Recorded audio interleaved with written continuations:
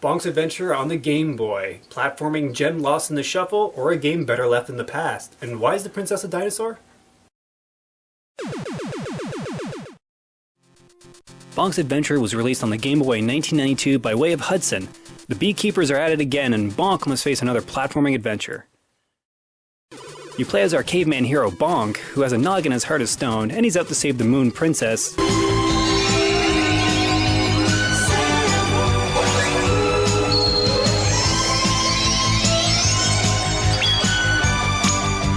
Oh no, not that Moon Princess. Anyways, you're out to save her from the dreaded King Drool who wants to rule Dinosaur Land. Control-wise, the A button jumps and the B button headbutts. You can collect various power-ups too, represented by pieces of meat. These guys will increase your headbutting power as well as speed you up. If you get the large piece of meat, you'll even grow hair and be able to shout at your enemies. Pretty cool.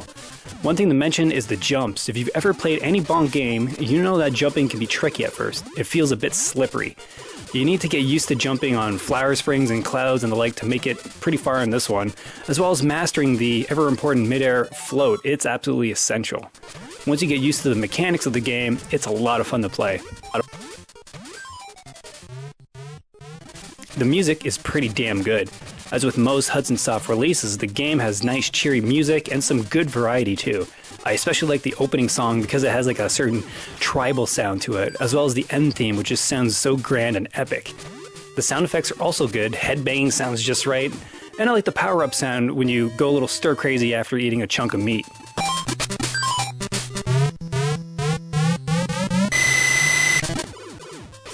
Bonk's Adventure goes for a more cartoony look and admirably pulls it off. Bonk looks excellent and has a lot of charm to him, as do the bosses, which look huge in comparison.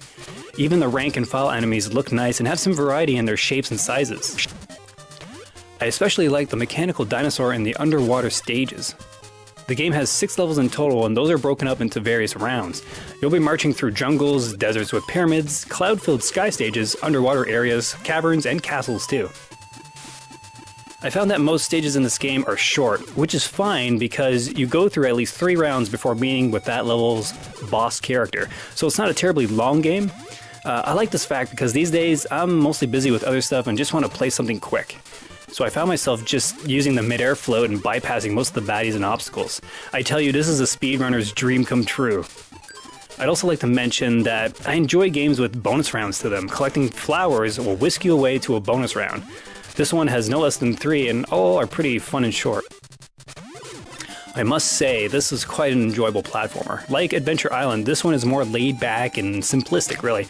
The levels are short and the obstacles are spaced out. This game is great for short bursts of fun, for sure.